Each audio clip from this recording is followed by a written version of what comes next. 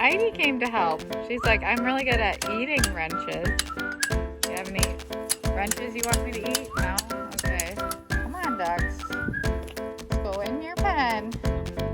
In that pen. Turn right around. Come on. Time for bed. Oh, don't be goofy. Go in your pen. Bye. Good night.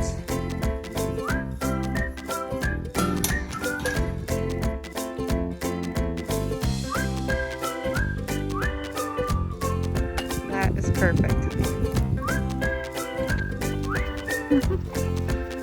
You're gonna get messed up, dude. Just a quick update on what's going on. A couple Muscovy things, dog things, goat things, farm things. If you're new to my channel, welcome. If you're a returning subscriber, welcome back. If you are new and you're interested in homesteading content and raising Muscovy ducks and butchering your own meat and raising meat with love and Nigerian dwarf goats and holistic livestock management, gardening, anything like that, make sure you hit the subscribe button and the notification bell. Otherwise, YouTube might not let you know when I post new videos. So without further ado, quick farm update. I have my daughter Ellie here and we're just out walking with Uhtred, our livestock guardian dog. Uhtred is a Great Pyrenees puppy, our guardian in training. And if you haven't seen it or you're new, I'll link it down below. I do have a video series on the process of training a livestock guardian dog from 8 weeks to reliable guardian, however long that might take. I've got Uhtred out here in one of our pastures with our Border Collie lab, Amara. Right there, Brain. And I like to take at least 1 or 2 walks a day in the pasture with Uhtred and Amara. Let them check the fence row, search for animals, mark their territory, and that helps to teach Uhtred one main thing. This is your territory, this is what you're responsible for. I want him to learn the boundaries which are acceptable and those which are not. So being in the pasture, which is fenced, is acceptable, and that's from now on.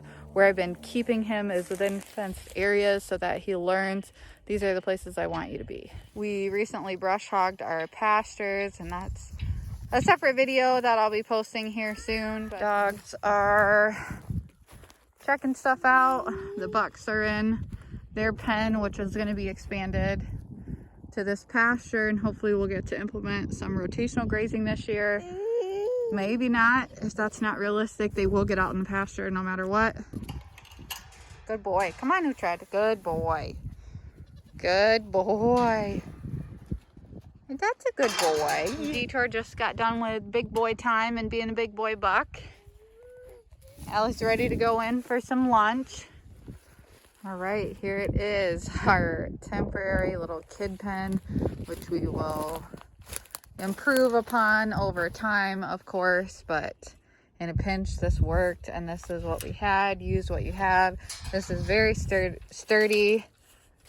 We'll see how secure it winds up being. It's a little bit later in the day. I had to take Ellie in and get her fed and give her a bath and fold 4 loads of laundry. So I'm back out here. Trent's done working for the day and he's with Ellie. So I wanted to finish up this video, finish giving you guys an update.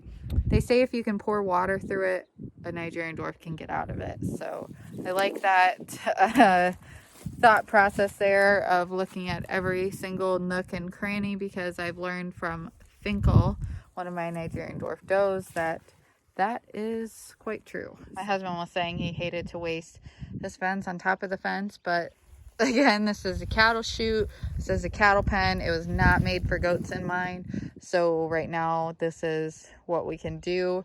We can't afford, nor do we have the time to rework this entire pen right now. It does have a sturdy foundation. It's just absolutely pieced together, and there's a lot going on here. We're gonna completely redo this area at some point, and we're just gonna start tearing out all of this random wood. We're gonna tear out the whole chute, fix all of this, take out this gate, just scrap the wood, and this will become a more functional space. There'll be another gate over here where you can access this kid pen from the other side as well.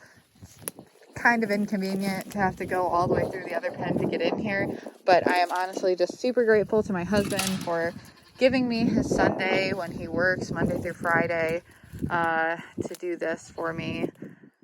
You know, he usually works on the weekends as a farm employee, and I'm so appreciative, honey.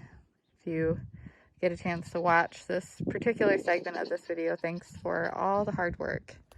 Cherries ready to be milked. Archie just wants to be pet. Arch, camera shy? Look at her coat just gleam in the sunshine. Hey, baby girl.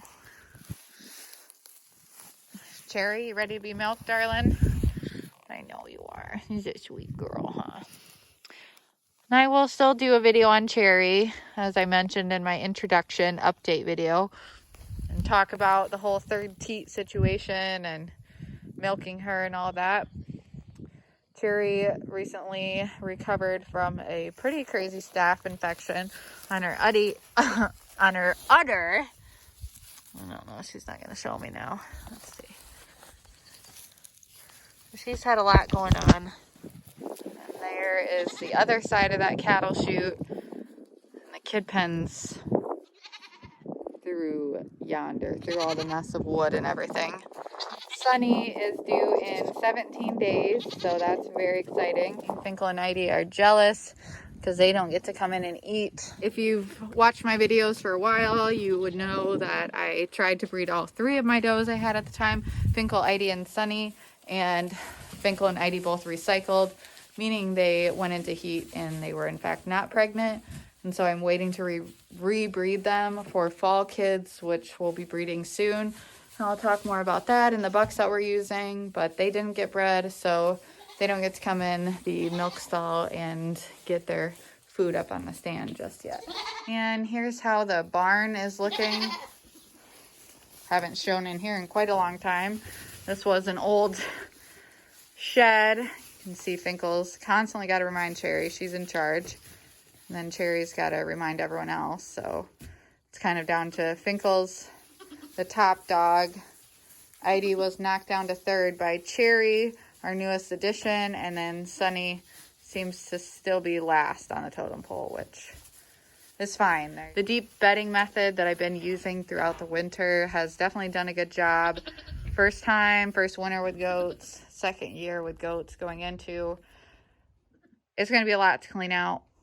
But that doesn't matter because at the end of the day, it has kept the animals warm in a barn that's totally not insulated, and we haven't had to clean it out, and it stayed dry and it doesn't smell, so it works. Trent went ahead and added the same fencing onto all of the stalls like I asked him.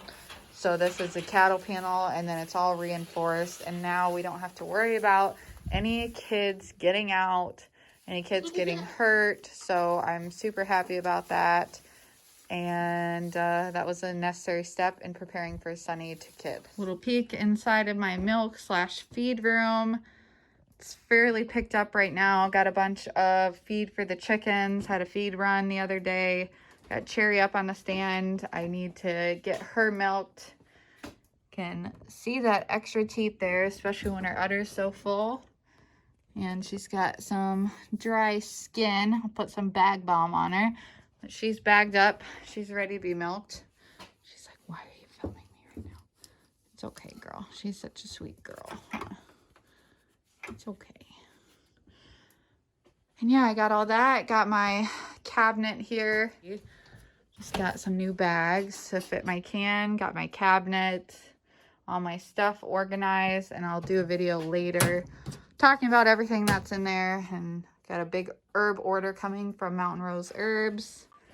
Some goat feed, cat feed, dog feed, straw, and hay.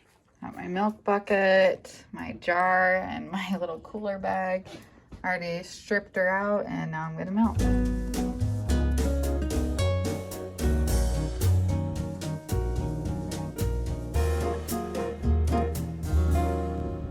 Swan, Gatsby, and Cashmere, and this yet unnamed lilac pied hen. They're doing really good. It's their day to roam. So they've been out and about on the farm. And then here's the, set down my milk truck here, got my milk in the cooler. Here is Merlin's breeding group with his 4 hens. And it was their day to be locked up today. Changing the pools every 2 to 4 days, just depending on how they look. These will get changed tomorrow, and then probably Gatsby's group the next day. They're doing excellent. We've got lots and lots of eggs. No one's sitting in this group yet. You can see the setup here. Again, I'll do another video in depth. Oops, here we go. Got 3 dog houses there, and then the barrel in the back. Nobody has been laying in this one. Seems where that seems to be where Merlin is hanging out, so no eggs in there. And this is working out good. Like I said, they'll come out tomorrow.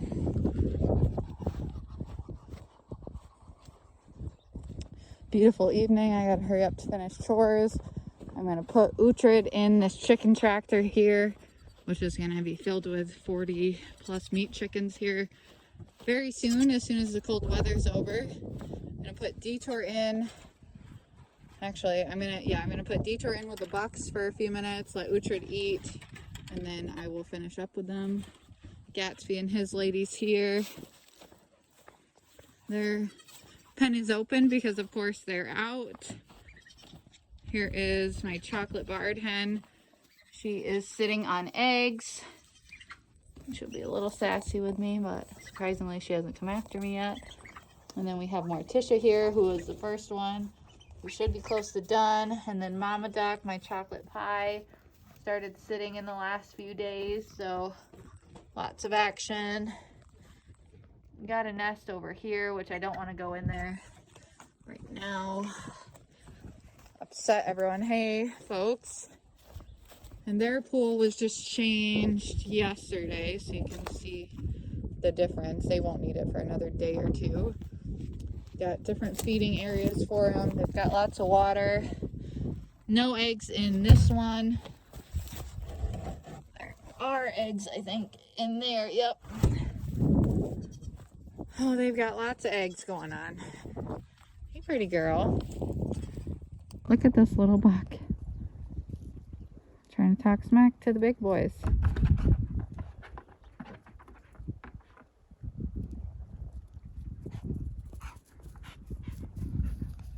Mara's worried about her goat. Detour does think he is something special. He is going to be quite a handful when he is a mature buck, I think.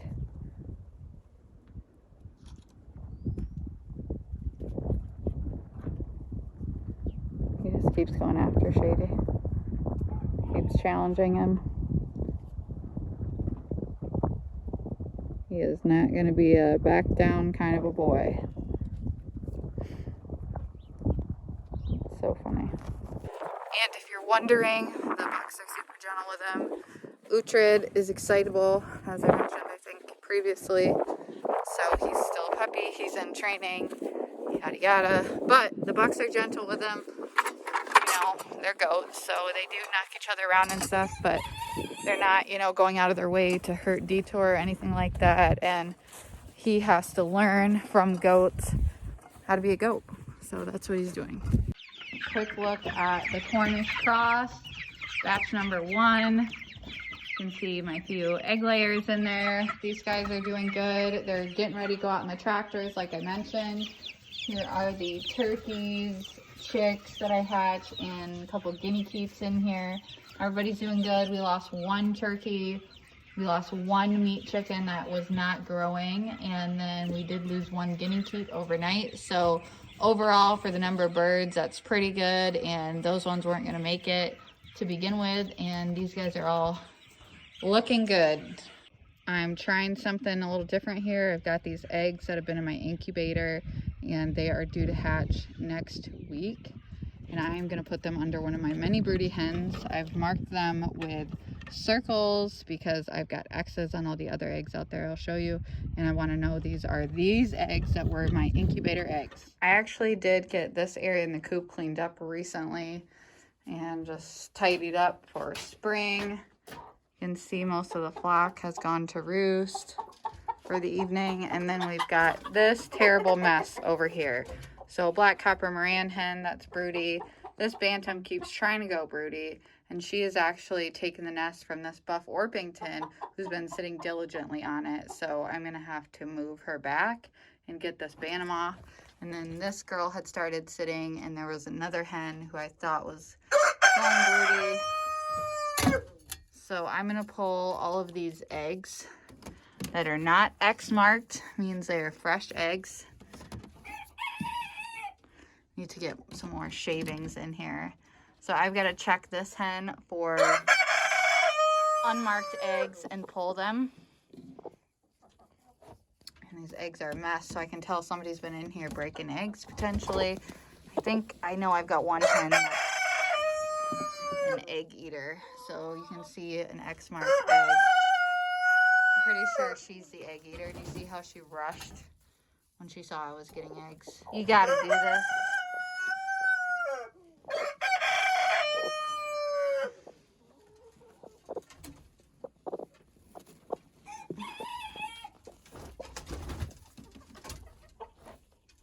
X. Look how many fresh eggs she had.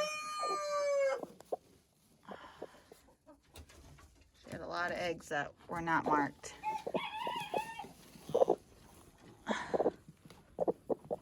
She got several more under. She had a ton of eggs. X, X, no X. So I'm pretty sure she's being so good. That's, oh, she had one more behind. Two more. Holy moly, mama. X, no X. So somebody definitely came in here and broke some eggs. I'm gonna give her back her eggs that are marked.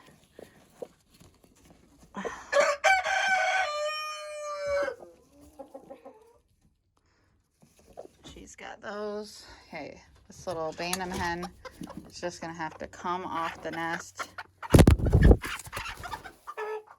See what my rooster thinks about that. I will pull the egg. Again, all the unmarked eggs. Can't believe my eggs are never so dirty, so somebody's been making a mess. And I need some more bedding, so that's the real issue. That's on me. So I'm going to put this buff back on her nest. I know you're not gonna like this, okay? Okay, Mama, it's okay.